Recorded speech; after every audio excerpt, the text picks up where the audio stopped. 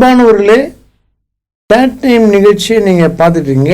Teaching and training, போதனையும் பயிற்சி. இது ஒரு கற்றுக் கொடுக்கும் கற்றுக்கொள்ளும் நிகழ்ச்சியாகும்.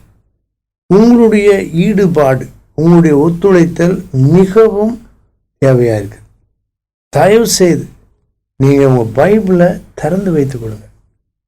பேனா, பென்சில், நோட் புக், பேப்பர் எல்லாம் வச்சுங்க. கொடுக்கும்போது எழுதி கொள்ளலாம். அப்போ தான் கேட்குறது நல்ல மனசில் பதியும்.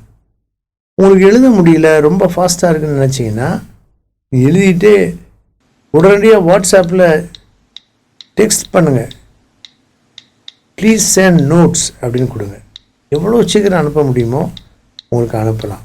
இதில் கொடுக்குற பாடத்தின் நோட்ஸ் முழுவதும் அனுப்பலாம்.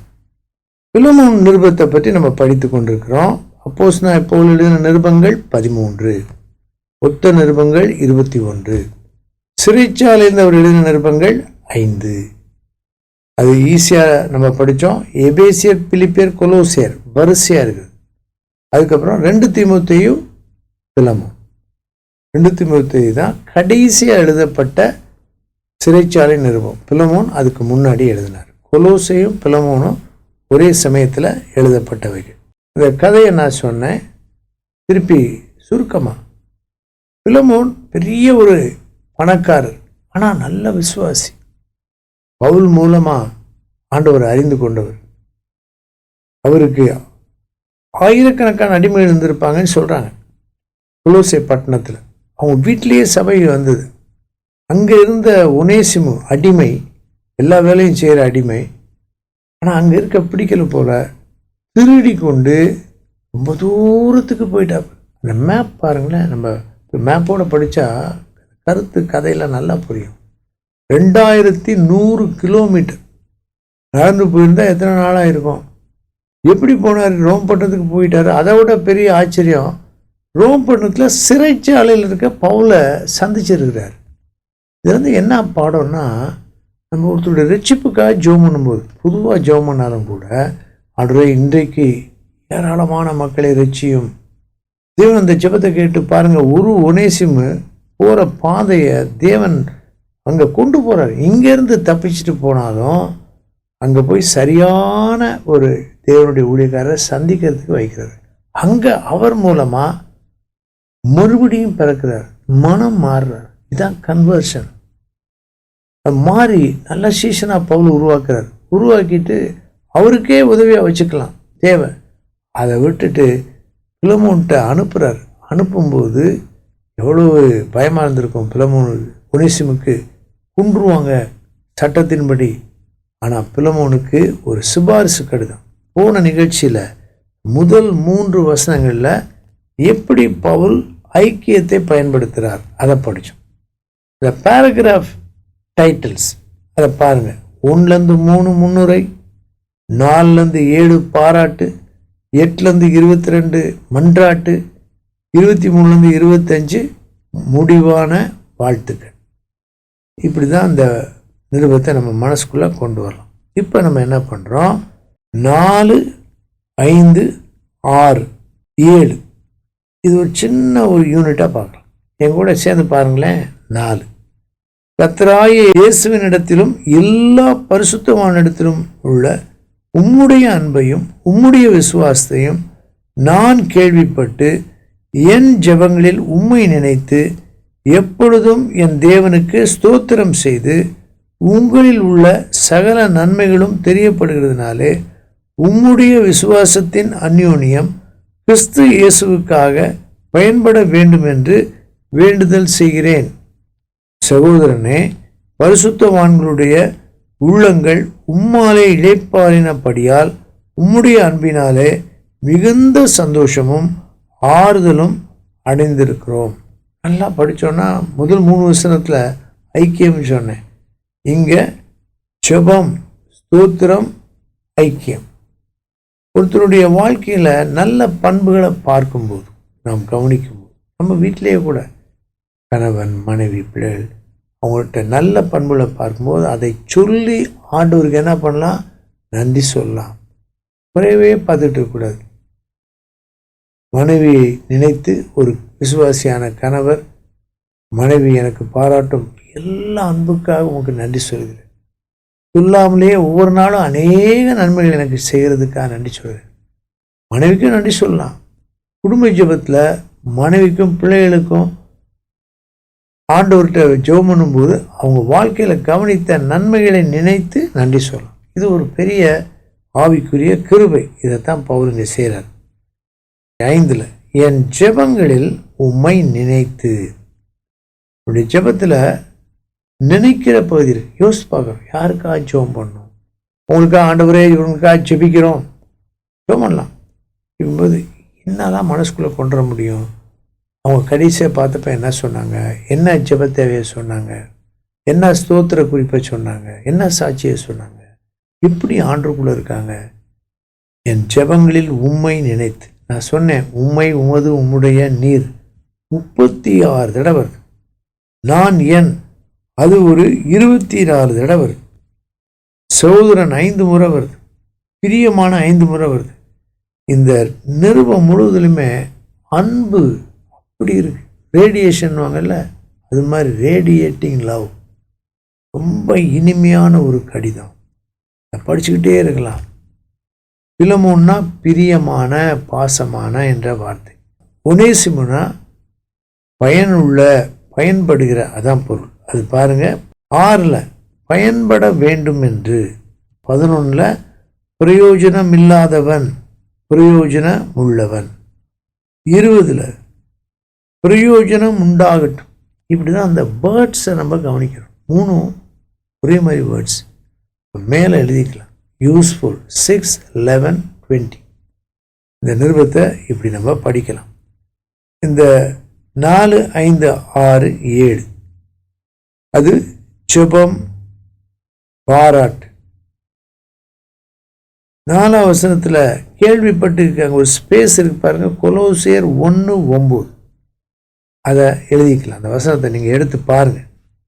அடுத்து நம்ம பார்க்குறோம் 8 22 வரை ஒரு நீண்ட பகுதி. அதில் பவுல் மன்றாடுறார், என்னெல்லாம் செய்யணும். 9வது வசனத்திலையும் 10வது வசனத்திலையும் கடைசி வார்த்தையை பாருங்க, மன்றாடுகிறேன் மன்றாடுகிறேன். அப்புறம் சொல்றார், முன்னே அவன் உமக்கு பிரயோஜனம் இல்லாதவன், இப்பொழுதோ உமக்கும் எனக்கும் பிரயோஜனம் உள்ளவன். பவுல் உறவுகளில் ரொம்ப பலம் நிறைந்தவராய், உறவுகள் ரொம்ப அன்பு செறிவு நிறைந்ததாய் அவருடைய உறவுகள் இருந்தது. அவ்வளோ அன்பு, கிறிஸ்துவின் அன்பு. பாடுபட்டுக்கிட்டு இருக்காரு, கஷ்டத்தில் தான் இருக்காரு, வேர்த்துக்கிட்டு தான் இருக்கு, இந்த இடமே சரியில்லை. ஆனால் இந்த லெட்டரில் ஃபுல்லாக அன்பு. இந்த லெட்டரை படிக்கும்போதே அவ்வளோ அன்பு இருக்கு. நம்மகிட்டலாம் அப்படி இருக்கா என்னன்னு தெரில. ஆனால் படிக்க படிக்க அந்த அன்பு நமக்குள்ளே உருவாகும். 12ஆம் வசனத்தில் பாருங்க, அவனை நீர் ஏற்றுக்கொள்ளும். 12 பாருங்களேன், திருப்பி அனுப்புறாரு. ஒனேசிமுகிட்ட ஓடி போயிட்டு திருப்பி வரல, பவுல்கிட்ட இருந்து போறார். பவுல் தான் அனுப்பிச்சாரு. அநேகமாக ஒனேசிமு கையிலே இந்த லெட்டர் போயிடலாம். அவனை நான் உம்மிடத்துக்கு அனுப்புகிறேன், என் உள்ளம் போல் இருக்கிற அவனை நீர் ஏற்றுக்கொள். பிலமோனுக்கு பவுலுடைய உள்ளம் நல்லா தெரியும். அதுக்கப்புறம் தான் சொல்றார், எனக்கு ஊழியம் செய்யும்படி உமக்கு பதிலாக நான் வச்சுக்கலாம், ஆனால் நீர் அவனை வைத்துக்கொள்ள நான் கேட்குறேன். கட்டாயத்தினால் அல்ல, மனப்பூர்வமாக செய்யுங்க, சந்தோஷமாக செய்யுங்க. ஆனாலும் உங்களுடைய கன்சென்ட் பாருங்க, அருமையானது. கன்சென்ட் கேட்குறது. இவர் அப்படிலாம் கேட்க தேவையில்லை. ஆவிக்குரிய முதிர்ச்சி பெற்றவர், வயதானவர், எல்லாரோடும் மதிக்கப்படத்தக்கவர், அன்பானவர். ஆனால் அவர் பிலமோன்ட்ட கேட்குறார். அப்புறம் எழுதுறார், அவன் ஏன் ஓடி போனான்? அவன் உம்முடையவனாக இருக்கும்படிக்கும். அவன் ஓடி போகும்போது அடிமை, இப்போ திருப்பி வரும்போது பிரியமுள்ள சகோதரன். இதுதான் அந்த ரெக்கன்சிலேஷன், உப்புரவாதில் நடக்கிற அற்புதம். அதை நாக்காக சொல்கிறார். கொஞ்சம் காலம் போயிட்டான், அடிமை ஓடிட்டான், கிரெடிட் கூட ஓடிட்டான், ஆனால் உங்கள் சகோதரனாக மாறிட்டான். சகோதரனாக மாறுறது தான் அவன் கொஞ்சம் காலம் போயிட்டான். அப்புறம் எனக்கு அவன் பிரியமான சகோதரன். இப்போ உங்களுக்கு சரீரத்தின்படி கர்த்தருக்குள்ளே எவ்வளோ பிரியமானவனாக இருக்கணும். அப்புறம் இங்கேயும் ஐக்கியத்தை பற்றி சொல்றாரு 17 ஏற்றுக்கொள்ளும். 12ஆம் வசனம் கடைசியில் ஏற்றுக்கொள்ளும், 17 கடைசியில் ஏற்றுக்கொள்ளும்.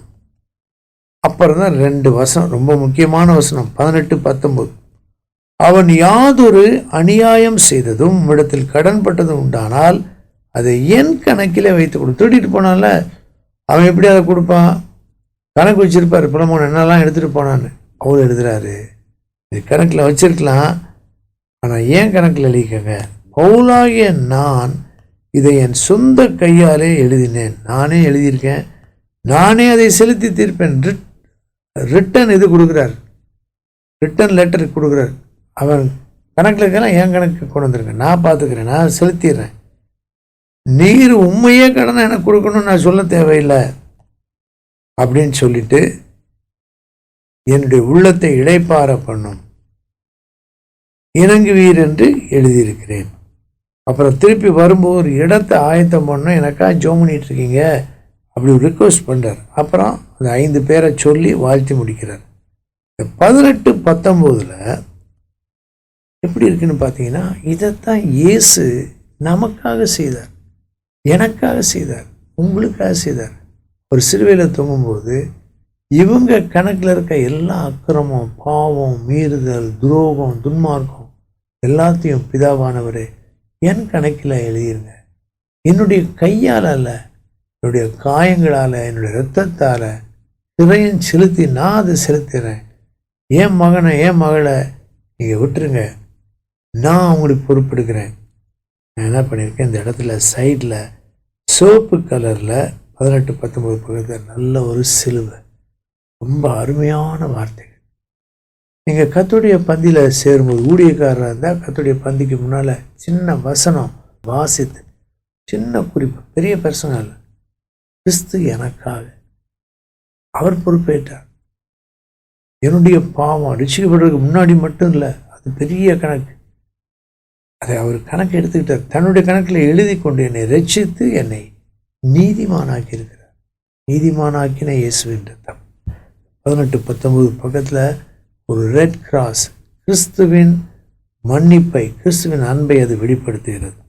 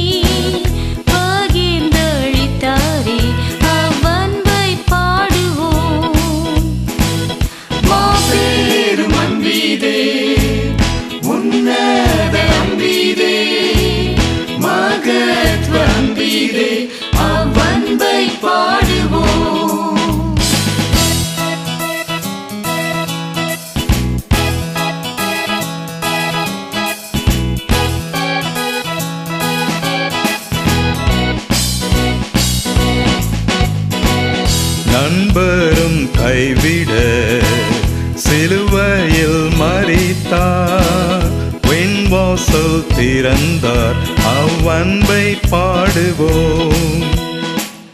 மாபெரும் அன்பீதே, உன்னத அன்பீதே, மகத்துவ அன்பீதே, அவ்வன்பை பாடுவோம்.